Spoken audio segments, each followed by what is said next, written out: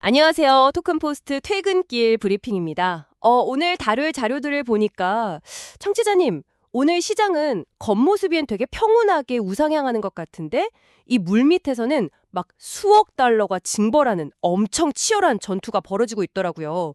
도대체 무슨 일이 일어나고 있는 걸까요? 자, 그럼 본격적으로 파헤쳐 볼까요? 네, 사실 지금 시장 상황을 정확히 보려면 이 표면적인 시세 상승 이면에 숨겨진 기계적인 구조를 좀 이해해야 할 시점입니다. 그렇죠. 겉으로만 보면 지난 24시간 동안 비트코인이 7만 1,000달러 선을 돌파하면서 올랐단 말이죠. 네, 수치상으로는 비트코인이 7만 1,818달러로 전일 대비 한 1.12% 정도 상승을 했고요. 이더리움도 2,186달러로 0.22% 올랐습니다. 암호화폐 전체 시가총액을 보면 약 3,600조 원, 달러로는 2.43조 달러라는 거대한 규모를 유지하고 있죠. 솔라나 같은 주요 알트코인들도 전반적으로 다 상승세를 보이고 있잖아요. 그래서 제가 보기엔 지금 시장이 약간 그 호수 위에 떠 있는 백조 같다는 생각이 들거든요. 아, 100조요. 되게 적절한 비유네요. 네, 그러니까 수면 위 가격은 엄청 평온하고 우아하게 오르는데 이 수면 아래 지표들을 보면 막 백조 발놀림처럼 미친 듯이 엇갈리고 요동치고 있거든요. 맞습니다. 일단 수면 위, 그러니까 겉으로 보이는 거시경제적 배경부터 좀 짚어보자면요. 이 상승세가 나름의 탄탄한 이유를 가지고 있기는 합니다. 토큰포스트 브리핑 자료를 보면 에너지 시장의 안정화가 이 암호화폐 시장에 긍정적인 훈풍을 불어넣었다 이렇게 분석하고 있죠. 아, 에너지 시장이요? 구체적으로 어떤 움직임들이 있었죠? 중동 쪽 긴장이 좀 완화된 건가요? 네, 크게 세 가지 지정학적 움직임이 있었는데요. 첫 번째로 이스라엘이 카리시 해상가스 플랫폼을 재가동하라고 지시를 했고요. 두 번째로는 그 글로벌 원유 핵심 수송로인 호르무즈 해협에서 나토 사무총장이 작전에 개입할 의향이 있다고 밝혔습니다. 그럼 원유 수급에 대한 불안감이 꽤 줄어들었겠네요. 그렇죠. 거기에 더해서 유럽연합, EU가 에너지 수급 안정을 위해서 메탄 수입 규제까지 완화하는 조치를 취했습니다. 근데 사실 청취자님도 약간 의아하실 수 있는 게 중동의 가스 플랫폼이나 호르무즈 해협 이야기가 도대체 비트코인 가격이랑 무슨 상관이냐 이렇게 생각하실 수도 있잖아요. 이게 알고리즘 매수세를 자극했다는 건데 어떤 메커니즘인 건가요? 아, 이게 다 연결이 되어 있습니다. 그 중동 긴장이 완화되고 에너지 공급망이 정상화된다는 거는 결국 유가랑 천연가스 가격이 하락한다는 걸 의미하거든요. 아, 에너지 가격이 떨어지면 뭐 인플레이션 압력이 줄어들 테니까요. 정확합니다. 에너지 가격이 꺾이면 미국의 소비자 물가지수, 즉 CPI 같은 인플레이션 지표가 낮아질 거라는 기대감이 생기죠. 그러면 미 연중이 굳이 고금리를 계속 유지할 명분이 약해지는 거고요. 이게 곧바로 미 국채 10년물 금리의 하락으로 이어지게 됩니다. 국채금리가 떨어지면 코인 시장으로 돈이 들어오는 건가요? 네, 국채금리가 하락한다는 건 시장에서 자금을 조달하는 비용, 즉 할인율이 낮아진다는 뜻이거든요. 이렇게 자본 조달 비용이 낮아지면 기관들이 돌리는 퀀트 모델이나 알고리즘들이 비트코인 같은 이런 고베타 위험 자산의 적정 가치를 즉각적으로 높게 재평가합니다. 아, 그러니까 이게 그냥 막연하게 분위기가 좋아져서 사람들이 막 사는 게 아니라 그 금리 모델의 입력값이 변하니까 기계적인 매수세가 확 유입되는 거군요. 네, 기계적인 결과에 가깝죠. 여기에 추가로 백악관 환경품질위원회 CAQ에서 국가환경정책법 인프라 심사를 간소화하겠다는 새 지침을 발표한 것도 한몫했습니다. 행정 절차 부담을 줄여주니까 거시경제 전반의 유동성이 더 빨리 돌게 만드는 신호로 작용한 거죠. 잠깐만요, 전문가님. 제가 여기서 브레이크를 한번 걸어보겠습니다. 방금 설명해 주신 그 논리대로라면 거시 환경이 이렇게 우호적으로 돌아가고 가격도 오르는데 왜 기관 투자자들의 움직임은 뒷걸음질을 치고 있는 걸까요? 청취자님도 이 부분이 가장 의아하실 텐데요. 아, 핵심을 아주 잘 짚으셨습니다. 사실 그게 현재 시장이 품고 있는 가장 큰 모순이거든요. 데이터를 보면 정말 충격적입니다. 오데일리 보도를 보셨겠지만 시카고 상품거래소 즉 CME의 비트코인 선물 시장 미결제 약정이 무려 5개월 연속으로 감소했습니다. 5개월 연속이요? 아니, CM이면 전통금융권의 거대 자본들이 들어오는 가장 대표적인 창구잖아요. 맞습니다. 심지어 3월 월간 거래량은 1,630억 달러로 작년 2025년 1월 고점대랑 비교하면 거의 반토막이 났어요. 미결제 약정이라는 게 시장에 새로 들어와서 포지션을 쥐고 있는 자금의 총량을 뜻하는데 가격은 오르는데 이 자금 총량이 줄어든다는 건 아주 구조적인 의미가 있습니다. 그러니까 비유하자면 그 로켓이 우주로 막 날아가고는 있는데 연료통의 연료 게이지는 계속 뚝뚝 떨어지고 있는 상황 아닌가요? 와, 정확한 비유입니다. 엔진에서 어떤 새로운 추진력이 뿜어져 나오는 게 아니라 그냥 예전에 쏘아올렸던 그 관성만으로 궤도를 간신히 돌고 있는 셈이죠. 기관에 스마트 머니가 들어오는 게 아니라는 거네요. 네, 오히려 기존 포지션들이 정리되면서 나오는 기술적인 반등이거나 개인 투자자들의 맹목적인 추격 매수율 확률이 높다는 겁니다. 현물 ETF 자금 흐름을 보면 이 가설이 아예 확신으로 바뀝니다. 아, 루곤체인 데이터 말씀이시죠? 저도 봤는데 미국 비트코인 현물 ETF에서 무려 2242 BTC가 순 유출됐더라고요.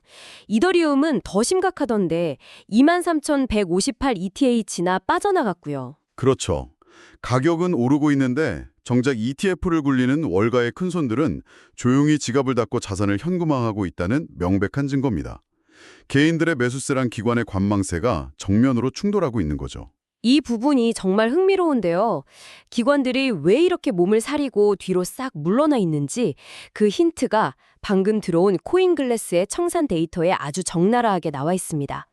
청취자님, 단 24시간 만에 무려 2억 4,310만 달러, 우리 돈으로 약 3,545억 원어치의 레버리지 포지션이 그냥 공중으로 증발했습니다. 하루 만에 3,500억 원이 날아간 거니까 정말 어마어마한 규모죠. 근데 여기서 더 귀괴한 모순이 있습니다.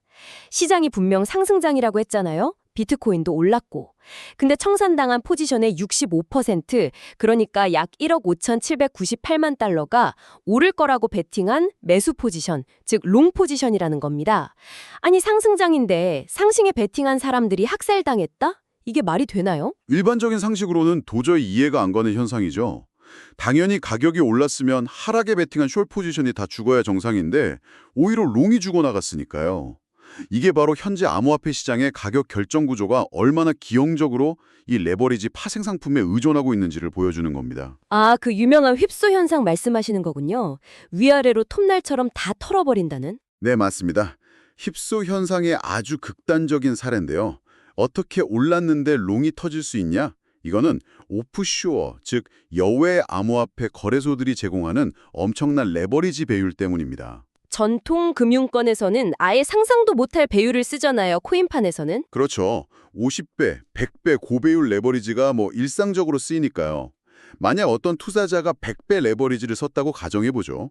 기초자산 가격이 아래로 단 1%만 툭 떨어져도 이 사람의 증거금은 바로 0원이 돼서 강제 청산을 당합니다. 아, 그러니까 비트코인이 24시간 최종 가격으로는 결국 7만 1,000달러를 돌파해서 끝났지만 그 중간 과정에서 6만 9천 달러 선까지 순간적으로 푹 하고 급락시키는 움직임이 있었다는 거네요. 정확합니다.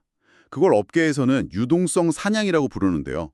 시장의 거대 자본이나 마켓 메이커들이 고배율 롱 포지션들이 쫙 몰려있는 그 얇은 가격대까지 의도적으로 현물을 확 던져버리는 겁니다. 와, 일부러 가격을 찍어 누른다고요? 네, 그러면 그 가격대에 걸려있던 롱 포지션들이 연쇄적으로 강제 청산되면서 기계적인 매도 물량을 시장에 토해내게 되죠. 그럼 그 매도세가 다시 가격을 더 떨어뜨리는 도미노 현상이 일어나는 겁니다. 그렇게 밑바닥까지 털어댄 다음에는요? 그 도미노가 다 끝나고 나면 마켓 메이커들은 바닥에서 아주 싼 값의 현물을 다시 쓸어 담으면서 가격을 원래 자리로 유유히 올려놓는 거죠. 와, 진짜 무자비하네요. 결국 최종 일봉 차트만 보면 그냥 평온하게 쭉 우상향한 것처럼 보이지만 그 중간에 생긴 아랫꼬리 부분에서 고배율 썼던 개인 투자자들은 뼈까지 싹 다 발려나간 거잖아요. 바이낸스에서는 청산액의 51.68%가 숏 포지션이었습니다. 여기까지는 상승장이니까 그럴 수 있다 치죠. 바이낸스는 그래도 일반 트레이더들이 많으니까요. 네, 근데 바이비트를 보면 82.94%가 롱 포지션 청산이었습니다. 더 놀라운 건 하이플 리퀴드라는 탈중앙화 파생 상품 거래소인데요. 여기는 무려 90.63%가 롱 포지션 청산이었습니다. 아니, 같은 시간대인데 거래소마다 청산당한 방향이 아예 반대네요. 하이퍼리퀴드 같은 데는 막 파생 상품에 극단적으로 특화된 곳이니까 브레이크 고장난 트럭처럼 고배율 롱만 밀어붙이던 공격적인 알고리즘이나 트레이더들이 한 번에 그 급락에 싹 다 쓸려나갔다. 이렇게 해석할 수 있겠네요. 맞습니다. 코인별로 봐도 비트코인에서 1억 5,256만 달러, 솔라나에서 8,060만 달러 등 주요 메이저 코인들의 피해가 아주 집중적으로 발생했습니다. 아주 정밀하게 털어내기가 진행된 거죠. 이런 무법지대 같은 상황을 들으니까 일부에서 짚었던 내용이 확 이해가 됩니다. 거시 환경이 그렇게 우호적인데도 왜 기관들이 현물 ETF에서 돈을 빼고 CME 미결제 약정이 줄어드는지 알겠네요. 네, 이런 비이상적인 레버리지 연쇄 청산이 매일같이 일어나는 곳인데 이른바 꼬리가 몸통을 마구 흔들어대는 이런 시장에 기관들이 수십조 원의 진짜 거대 자본을 맘 편히 밀어놓을 수 있을까요? 절대 못하죠. 파생상품 카지노 과열이 좀 식고 시장 구조가 건전해질 때까지 밖에서 관망하는 게 당연히 합리적인 선택이네요. 자, 근데 청취자님, 우리가 이 트레이딩의 광기에서 한 발짝 딱 물러나서 시장 밖에서 벌어지는 구조적인 변화로 시선을 좀 돌려보면요. 아주 재미있는 현상이 있습니다. 트레이더들은 카지노에서 피를 흘리고 있는데 백그라운드에서는 이 암호화폐가 진정한 제도권 금융으로 편입되고 있다는 엄청나게 강력한 신호들이 나오고 있거든요. 네, 오늘 토큰포스트 기사 중에서 사실 가장 구조적인 의미가 큰 뉴스가 바로 그거죠. 미국 재무부 산하의 OCCIP, 즉 사이버 보안 및 중요 인프라 보호국에서 발표한 내용입니다. 맞아요. OCCIP가 디지털 자산 산업을 위해서 기존 금융 기반이랑 똑같은 수준의 사이버 위협 정보를 이제부터 무료로 제공하는 프로그램을 시작했다는 거잖아요. 저는 이거 보면서 약간 이런 비유가 떠올랐어요. 그 기존에는 월스트리트 대형은행이라는 최고급 프라이빗 클럽에 VIP 룸 입구만 지키던 떡대 좋은 정부 경호원이 있었는데 네네. 이제는 그 경호원이 저 밖에 시끌벅적한 암호화폐 댄스 플로어까지 직접 걸어 나와서 무료로 순찰을 돌아주겠다는 거 아닙니까? 이건 정부가 암호화폐를 바라보는 시각 자체가 완전히 바뀌었다는 뜻으로 봐야 하지 않을까요? 아, 비유가 아주 찰떡이네요. 정확합니다. 이건 단순히 뭐 해킹 방지 서비스를 좀 제공해주겠다 이런 1차원적인 발표가 절대 아닙니다. 미국 정부의 스탠스가 과거에는 암호화폐는 통제 불능의 위험 요소다 이랬다면 이제는 미국 금융 시스템에 완전히 편입시켜서 반드시 보호해야만 하는 핵심 인프라다 이렇게 전환되었다는 공식적인 선언과도 같습니다. 오, 핵심 인프라요? 네, 실제로 OCCP 발표를 보면 클라우드 서비스 제공업체들이랑 협력해서 암호화폐 생태계 취약점을 아예 선제적으로 파악하고 방어하겠다고 했거든요. 전통은행들과 동등한 규제와 보호의 우산 아래로 코인 기업들을 들이겠다는 뜻이죠. 이 제도권 편입이랑 맥락을 같이 하는 국제 공조 뉴스도 하나 눈에 띄더라고요. 미국, 영국, 캐나다 이렇게 다국적 수사기관들이 국제 공조를 해서 1,200만 달러, 약 170억 원 규모의 암호화폐 사기 자금을 성공적으로 동결했다는 소식이었죠. 네. 근데 여기서 주목해야 할 포인트는 이 사기의 방식입니다. 우리가 흔히 아는 무슨 보이스피싱이나 비밀번호 해킹이 아니라 승인 피싱, 즉 어프로벌 피싱이라는 형태였거든요. 승인 피싱이요? 그건 일반 해킹이랑 어떻게 다른 건가요? 승인 피싱은 블록체인 고유의 시스템인 스마트 컨트랙트의 맹점을 노리는 아주 악랄한 수법인데요. 기존 금융 해킹이 몰래 은행 비밀번호를 훔쳐내는 거라면 승인 피싱은 피해자가 가짜 웹사이트나 에어드랍 링크 같은 걸 클릭하게 만듭니다. 아, 낚시 링크를 누르게 하는 거군요. 네, 그래서 피해자 본인이 직접 전자서명을 하게 만드는 거예요. 저 사기꾼이 내 지갑에서 무제한으로 자산을 빼가도 좋습니다라는 그 자동이체 권한, 즉 승인 트랜잭션에 자기도 모르게 서명을 해버리는 거죠. 한번 서명하면 지갑이 텅 빌 때까지 자금이 그냥 쭉 빠져나갑니다. 와, 너무 무서운데요? 근데 예절 같았으면 이렇게 탈중앙화된 개인 지갑에서 코인이 한번 빠져나가거나 뭐 믹서기 한번 돌려버리면 아예 추적도 못하고 끝나는 거 아니었나요? 어떻게 동결을 시킨 거죠? 그게 바로 기술과 규제가 결합하면서 생긴 새로운 패러다임입니다.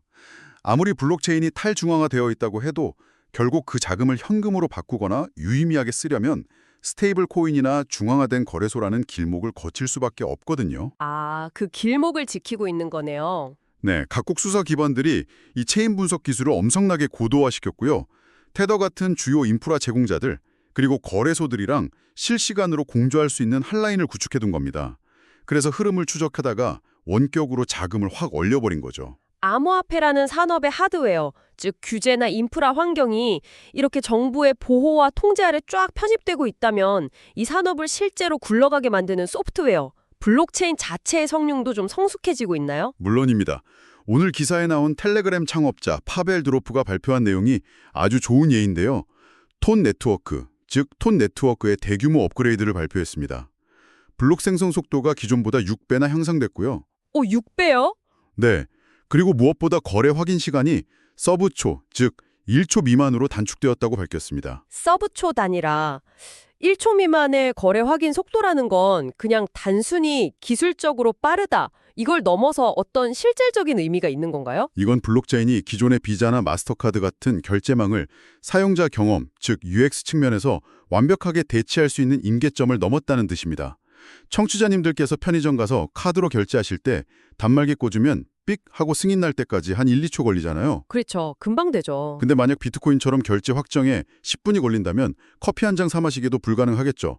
하지만 이렇게 서브초 단위의 완결성을 가지게 되면 텔레그램의 9억 명 사용자가 메신저에서 돈을 보내거나 물건을 살 때 지연 시간을 아예 못 느끼게 됩니다. 인프라의 처리 용량 자체가 이런 거대한 주류 금융을 담아낼 수 있는 그릇으로 완성되어 가고 있다는 거죠. 자, 그렇다면 이 모든 게 무슨 의미일까요? 청취자님, 오늘 우리가 1부, 2부에서 되게 복잡한 시장 상황이랑 구조적 변화들을 쭉 분석해봤는데 당장 내일 아침에 우리는 과연 무엇을 기준으로 이 시장을 보고 투자 판단을 내려야 할까요? 제일 중요한 건 이 수면 아래에서 발버둥 치는 물장구의 시선을 뺏기지 않는 겁니다.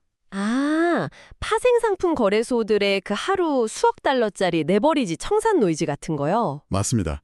그런 단기적인 비트코인 가격 등락이나 휩소 장세에 휘발려서 나도 한번 고배율 레버리지로 뛰어들어 볼까? 하는 건 스스로 불나방이 되는 거나 다름없습니다. 파도에 흔들리는 작은 배들을 보지 말고 거대한 조류를 만들어내는 고래들의 움직임을 추적해라. 이런 말씀이시군요.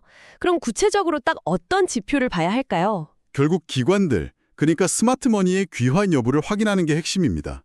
앞서 우리가 CME 미결제 약장이 5개월 연속 감소하고 있고 현물 ETF에서도 돈이 빠져나가고 있다고 말씀드렸잖아요. 네, 관망세라고 분석하셨죠. 네, 역으로 말하면 그 마이너스 수치들이 다시 의미 있는 플러스, 즉 순유입으로 돌아서는 시점이 있을 겁니다. 그 시점이 바로 저런 파생상품의 노이즈가 싹 거치고 진짜 묵직하고 거대한 상승 랠리가 시작되는 트리거가 될 겁니다. 그러니까 당장의 가격보다는 매일 아침 CME 선물 미결제 약정 추리랑 ETF 자금 흐름 데이터, 이 두 가지를 가장 1순위로 체크하시는 게 중장기 관전 포인트입니다. 야, 기점점이 아주 명확해지네요. 오늘 다룬 내용을 짧게 요약해보면 첫 번째로 거시경제는 에너지 시장 안정화 등으로 암호화폐에 유리한 환경을 조성하고 있다. 두 번째로 정부기관과 다국적 수사망이 코인 시장을 주류 금융 인프라로 탈바꿈시키고 있다. 하지만 세 번째로 당장의 가격은 100배 레버리지를 쓰는 카지노 도박꾼들에 의해 출렁이고 있고 진짜 기관들은 이 광기가 진정될 때까지 지갑을 닫고 기다리고 있다. 이것이 청취자님께서 오늘 챙겨가셔야 할 핵심 줄거리입니다. 네, 아주 깔끔한 요약입니다. 사실 이 모든 현상들을 이렇게 종합해놓고 보면요. 현재 암호화폐 시장이 정말 엄청나게 중요한 철학적 변곡점을 지나고 있다는 생각이 들거든요. 그래서 오늘 청취자님들께서 스스로 한번 탐구해보실 만한 묵직한 화두를 하나 던져드리고 싶습니다. 오, 어떤 화두인가요? 애초에 비트코인이나 디파이 같은 블록체인 기술이 세상에 처음 등장했을 때 그 명분은 딱 하나였습니다. 국가나 은행의 통제로부터 완전히 독립된 자유로운 화폐와 금융을 만들자. 그렇죠. 완벽한 탈중앙화였죠. 그런데 오늘 우리가 확인한 시장의 진짜 얼굴은 어떤가요? 시장의 가격 방향은 월가 거대 기관들의 ETF 자금 유입에 목을 메고 있고요. 인프라 보안은 미국 재무부 산하기관이 챙겨주기 시작했고 체인 위에서 돌아다니는 자금은 다국적 수사기관의 공조 한 번이면 꽁꽁 얼어붙어 버립니다. 그러고 보니까 진짜 아이러니하네요. 기존 시스템을 부정하면서 태어난 기술인데 역설적으로 지금 그 어떤 자산보다도 빠르게 기존 금융이랑 국가 권력 통제 시스템 안으로 빨려 들어가서 동기화되고 있잖아요. 맞습니다. 그래서 청취자님께 여쭤보고 싶습니다. 우리가 알던 그 탈중앙화, 사이퍼펑크들의 자유로운 블록체인이라는 이상향은 이제 완전히 끝난 걸까요? 아니면 이 수천조 원의 자본이 오가는 글로벌 시스템으로 살아남기 위해서 정부와 은행의 옷을 입는 방식으로 피할 수 없는 위대한 진화를 이뤄내고 있는 걸까요? 청취자님은 이 시장의 변화가 혁명의 폭이라고 생각하시나요? 아니면 주류가 되기 위한 가장 현실적인 안착이라고 생각하시나요? 와, 진짜 머리를 한 대 콱 맞은 것 같은 기분이네요. 사실 매일 차트만 보고 레버리지 파란불, 빨간불만 쫓다 보면 절대 볼 수 없는 이야기잖아요. 이 산업의 완전 근본적인 정체성에 대한 질문이니까요. 청취자님들께서도 오늘 하루 이 도발적인 질문의 답을 스스로 한번 고민해 보셨으면 좋겠습니다. 지금 내가 투자하고 있는 이 자산이 진짜 혁명가의 무기인지 아니면 아주 잘 다듬어진 차세대 은행의 데이터 쪼가리인지 말입니다. 저희가 오늘 준비한 심층 해설 시간은 여기까지고요. 다음 시간에도 시장의 이면을 날카롭게 꿰뚫는 자료들과 함께 찾아오겠습니다.